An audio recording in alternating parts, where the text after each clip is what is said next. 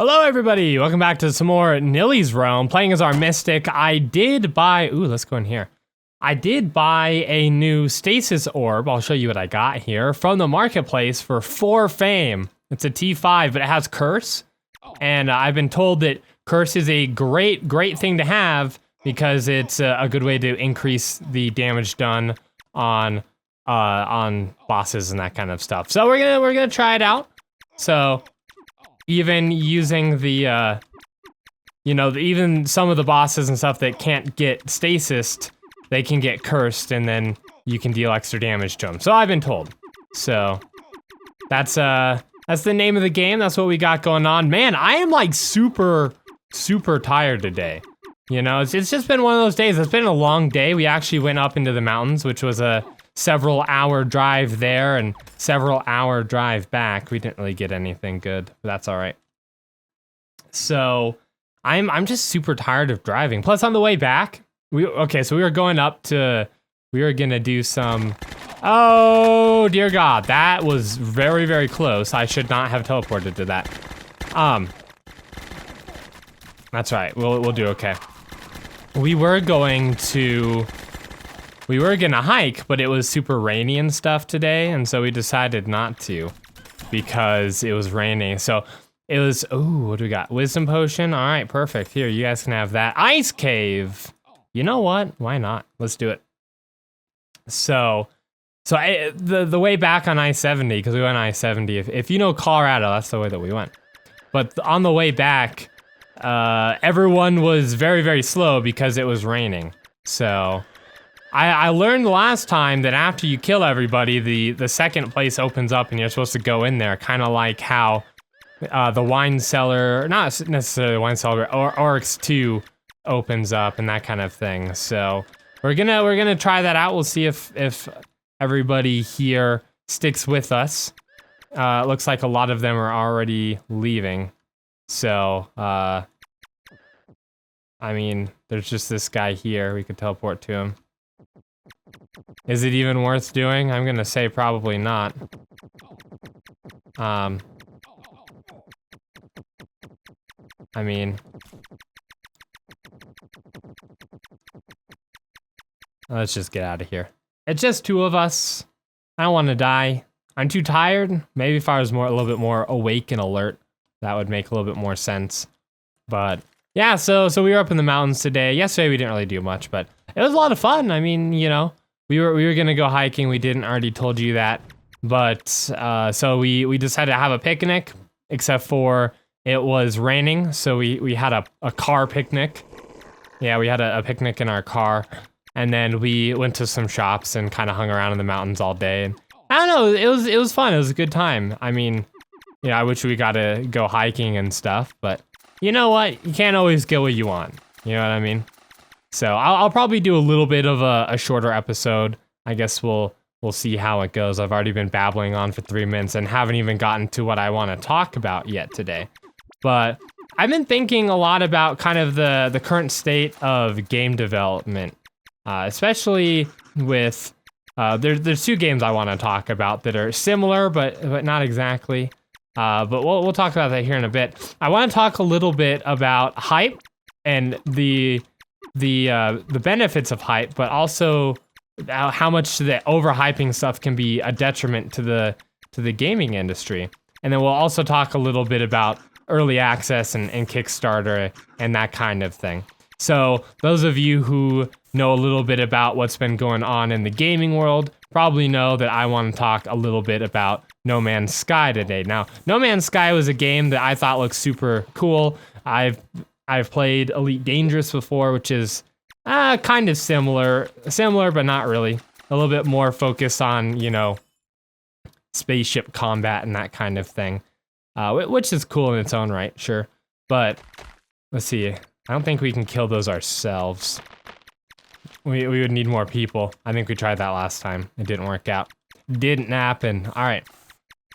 So, but for those of you who don't know, No Man's Sky is this big thing where there's, I don't know, several million different planets that are all randomly generated, and you can you can go on and there's randomly generated animals and stuff for you to interact with. And hey, how's it going, guy? I am recording, so I'm not streaming. Okay, before I get into today's topic, I do want to talk a little bit about streaming because I have set up the account for where I'm going to stream. I decided to try someplace other than, it's all right, than YouTube gaming. I'm going to try Beam, and it's beam.pro because I am pro. No, it's beam.pro/SeaOtterGamer. So, but I've decided to try that because it's a new growing platform, and I've heard that it's easy to get partnered on it. And I just like the amount of interactivity and the people that I have talked to before there. It seems like a really great community. So we're gonna give that a shot. It's beam.pro/SeaOtterGamer. I don't know what he's talking about not coming. I don't even know. But either way. Oh, there's a Bella there. I gotcha. So, yeah, so I've been trying to set it up. I've been having some massive frame, lag when I stream. We've been streaming Overwatch, which is probably what I'll start doing, at least in the beginning. But I'll get that figured out. I was getting like 12 frames per second when I normally get like 60 something. So that's quite a drop. It shouldn't be that high. Of course, you're gonna have a drop when you start streaming or recording and you play stuff, but not that much. But back onto the topic of the day. So there's two games I want to talk about with similar end results, but a little bit different. The first one, of course, we've already talked about a little bit, No Man's Sky. The second one is Pokemon Go. Now, both of these games have been wildly successful. I don't think that it would be fair to either of them to say that either of them have been unsuccessful or bad. You know, they've both sold a lot, or in the case of Pokemon Go, downloaded a lot. They've both made their developers quite a bit of money, especially Pokemon Go. No Man's Sky was super, super hyped. There's a lot of people really, really excited for that game, which may or may not be a good thing. We'll talk about that here in a second. And it released a few weeks ago. Was it like 2 weeks ago, something like that? Anything? What do we want to do for our next character? We should start another one, so we have two. I don't know. Let me know what you want, and we'll do something. I don't know. So yeah, let's talk about Pokemon Go first. Pokemon Go is wildly successful. I don't think I talked about the game itself. I don't think that the app itself is too enticing. I think it's kind of boring, actually. But what it has done to the gaming community and to, you know, the way that people look at gamers themselves is huge. It's gotten people off the couch to go meet with each other. I mean, there's always bad stuff that happens. People getting robbed or finding dead bodies or all that kind. Not dead bodies of Pokemon Go players, but like somebody finding dead bodies in. Oh, let's grab that in case we decide to do a sorcerer. Oh yes. Yes, I will do this. Okay. Like in a lake or something that they were near, you know. But the fact of the matter is, let's get out of there. That's a trap. That's bad. Is Pokemon Go is a huge success. But the biggest problem with it that I've seen lately is it seems like they have really lost a lot of their players. In fact, both of these games have jumped down to about 10% of their total players. It seems like a lot of people are not playing Pokemon Go. I haven't played it in a really long time, I'll admit. I think people got bored of it very quickly because they overpromised features and the game itself wasn't complete and they didn't get it complete in time, right? But at the same time, you know, it seems like people just don't really stick with one thing for too long. They're always looking for the newest, greatest thing, and Pokemon Go, that was so last week or whatever, you know. That's so 5 minutes ago, if you're from the 90s like I am, that was a popular saying. So, but both of these games were super, super popular, super hyped, did very, very well, but died very, very quickly. And I think a lot of it has to do with the fact that they promised a lot more than what you got. Now, Pokemon Go, you could argue that it was still in developmental phase. So, you know, they promised a lot of stuff, but they're like, all right, this is still a beta or whatever.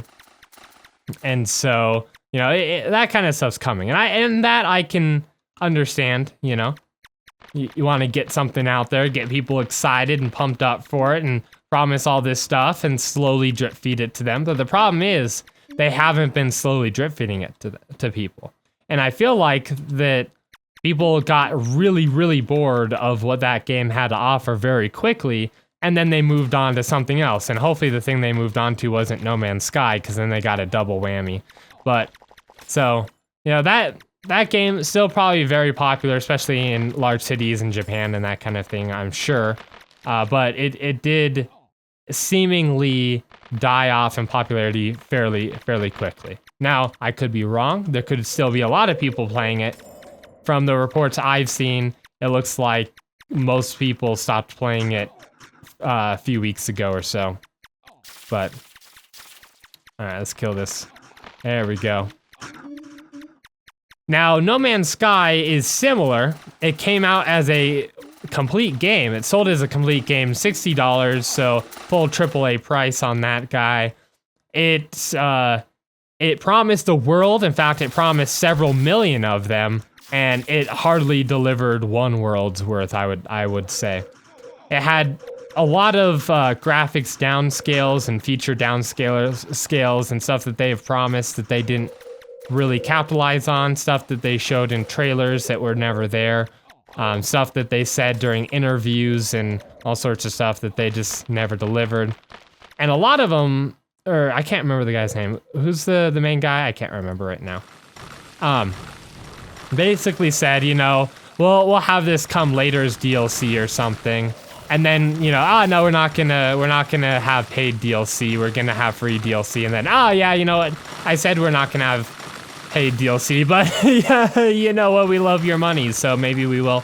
And I feel like a lot of people they lost the charm that the game had. That was one of the biggest Kickstarter successes of the time. I think it was like the biggest Kickstarter at the time that it went down, wasn't it? Or if not, it was really close. So, okay, let's get out of there. That was scary. So, a lot of people are super hyped about it. They were all thinking it was something that it wasn't. And of course, it was like Happy Games or whatever. I don't remember the name of the developers right now. But they didn't correct anybody. They didn't come out and say what it was. They kind of rode the hype train, even though what they were developing wasn't necessarily what everyone thought it was going to be. They never corrected everybody. The game came out, and oh, thank you. Oh, I will take that. Thank you. The game came out, and a lot of people were super disappointed because the game that they were promised, the game that they thought it was going to be, is not the game that they got. Now, I realized that the game probably wasn't that great a few weeks before, and I didn't buy it. And I'll be completely honest why I didn't buy it.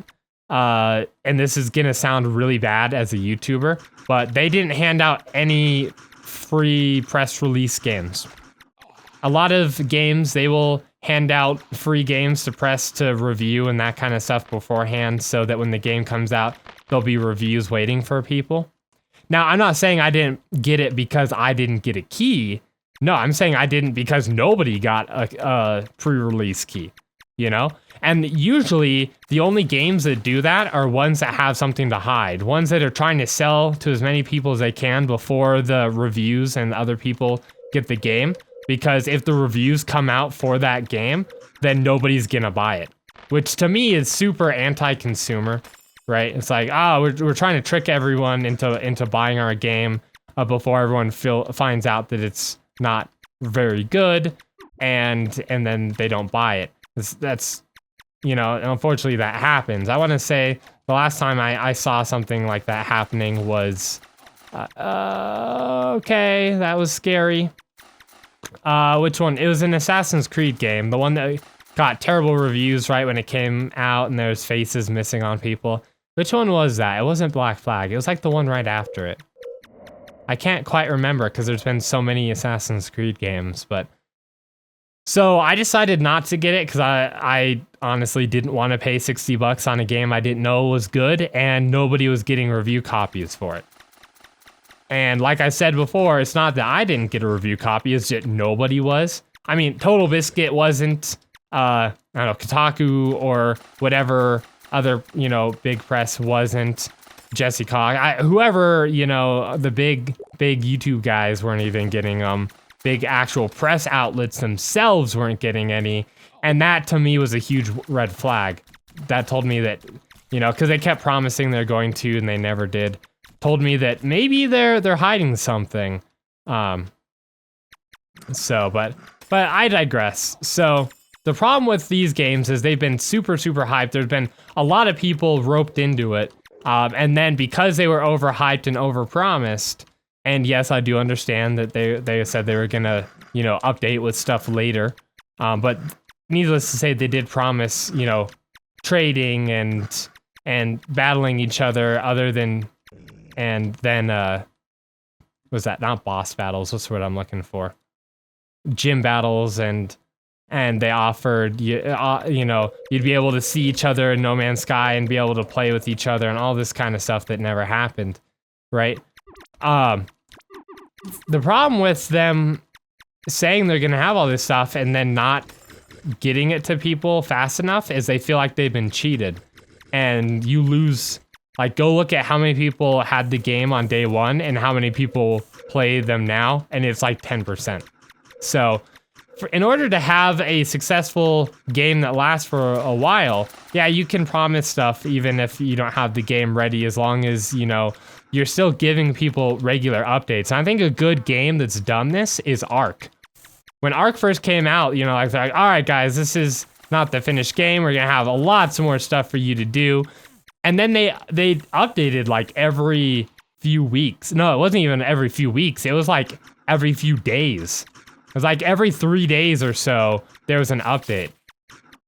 And they were always adding new features and of course they had a big enough studio to do that. And I would say that with the amount of money that No Man's Sky made, they could definitely hire people to help them out or expand their studio or whatnot, you know? And of course, Niantic with Pokemon Go definitely had the money to hire people as well. So I just feel like they didn't deliver on their promises that they were promising and that people thought that the games would have. And the biggest problem there is these games were super duper uber overhyped, and that is not a good thing. Now, hype is a great thing if you're trying to sell a product. Obviously, No Man's Sky, Pokemon Go, these things sold amazingly. These companies made a lot of money because of it, right? But to some degree, the amount of hype that No Man's Sky had and the product that got delivered and, you know, their lack of really good communication really sullied their name.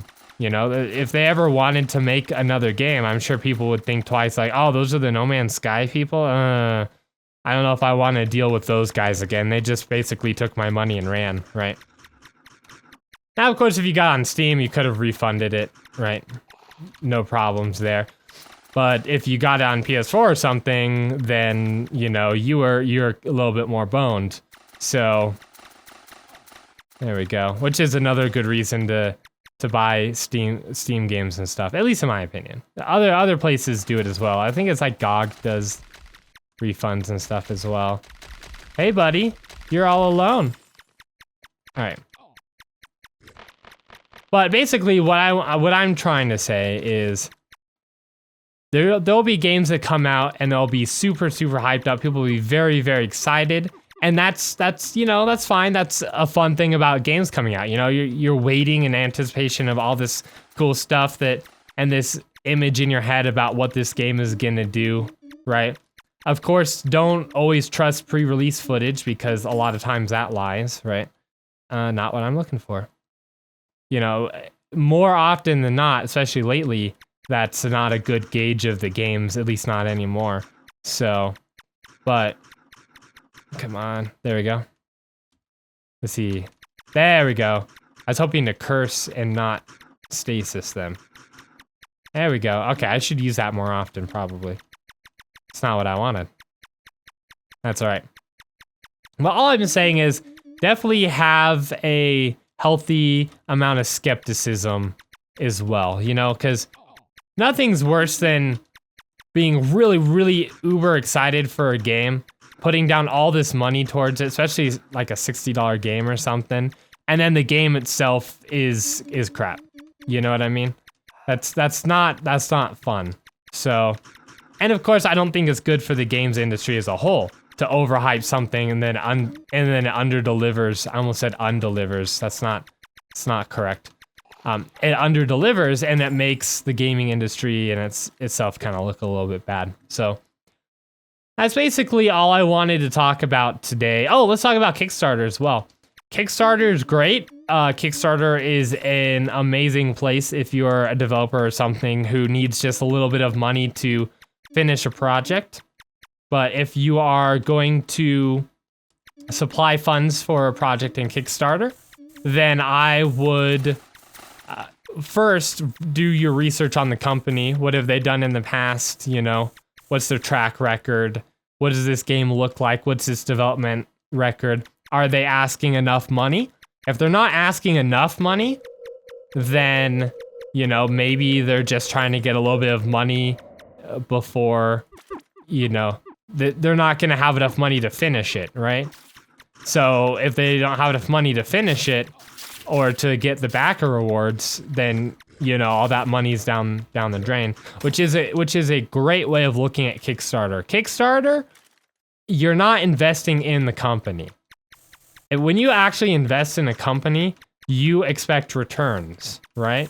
And those returns you get are monetary returns. It's like stock market stuff, right?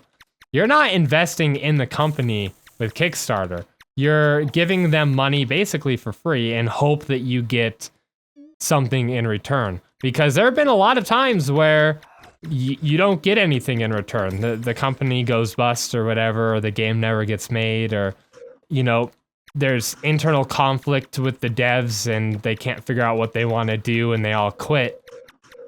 So if you put money into Kickstarter, think about it as money that you're okay blowing, right? It's like going to Las Vegas and saying, all right, here's my $200 or whatever you want. This is my money to waste. And if I never see any of it again, then, you know, I had fun with it, or you know, this is my money to waste, right? That's the way that you should gamble if you do it all. So otherwise, you know, you'll sit there and be like, oh yeah, well, I got another $100 in my wallet. Yeah, it's all right. And then you're out $2,000 instead of 200, right? So think of Kickstarter like gambling. You're putting money into it, and there's absolutely no insurance that you're gonna get something back. You know, it's not a surefire return, right? So I think that's if you want to do Kickstarter, and I've done several Kickstarters before, as you probably all should know by now because I played some of the games on my channel. That's all money that I'm like, all right, I'm okay blowing this on this Kickstarter because, you know, if I don't have, you know, if it doesn't pan out, I'm not gonna go broke or something over it. You know what I mean? So it's a gamble. It's entirely a gamble. So, but that's pretty much all I had for you guys today. I mean, I feel like I had more on that subject. I just can't think of right now because I'm super, super tired. So we'll probably touch on these things here in the future as well. So, like I said, I think that hype is a good thing. I think that it can be healthy. I just think that overhyping stuff is not healthy, right? It's not good for the gaming industry. Am I like the only one that sees there's a ghost ship here? I feel like nobody's going for it. Ghost ships are fun. They're fun for the whole family, man. All right. See how long we've been going? 24 minutes. That's longer than I was expecting. I was like, I'm gonna do a 15 to 20 minute video because I'm gonna pass out onto my keyboard and you guys will hear me typing with my face. So, all right. Looks like that ghost ship's done or gone, or maybe the skull shrine is closer. I'm not actually quite sure how that works, but either way, that's all I got for you guys here today. I do appreciate you guys stopping by and watching and listening to me blabber on about stuff for a little while here. So I hope you found it interesting. Thank you guys so much for watching. I'm gonna go take a nappy, and I will see you all in the next episode.